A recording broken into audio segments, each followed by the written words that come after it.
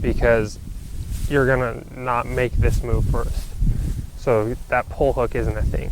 Okay. It goes out, because if your body's working correctly, the club will not come from over the top, because your hips are cleared. So if your hips are here and you're coming out over here, you'll miss the ball almost. Yeah.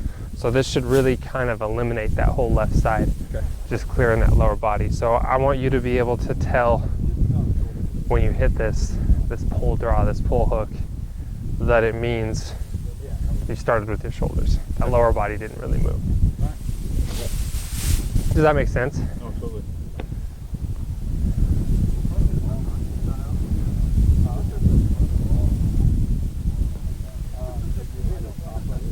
Open. Were you told to set up open, or did you just kind I of just do it. It just feels comfortable. So the reason that you'll see most guys set up open is because it helps them clear that hip. It's going to be a shorter swing, so the hip needs help clearing in time. Okay. But it's still the first move.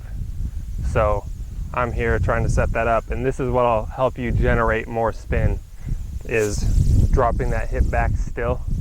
Okay, so I like the way you set up. It's really good.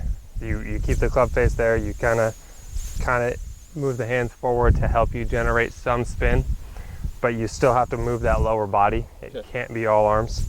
So you'll kind of see how I move my lower body out of the way. I mean, I flew that way too far, but you can see that the initial, it wanted to check when it bounced on course. Even in this lesson, before you hit your next chip shot, I want you to, let's say I have a 52 in my hands, so I'm probably going to try and land it like right here. Okay. What I want you to do before you hit the shot is I want you to stand behind it. I want you to really focus on that spot, okay? And then come up next to the ball, because if you're back here, it's going to be a little different feel. I'll tell you right here. Okay. You come up to the ball, get in the same spot that you're going to hit the shot with, and I want you to look at that spot where you're planning on landing it when you're doing these practice swings. Obviously, make sure you're far enough away from the ball that you're not going to toe it off.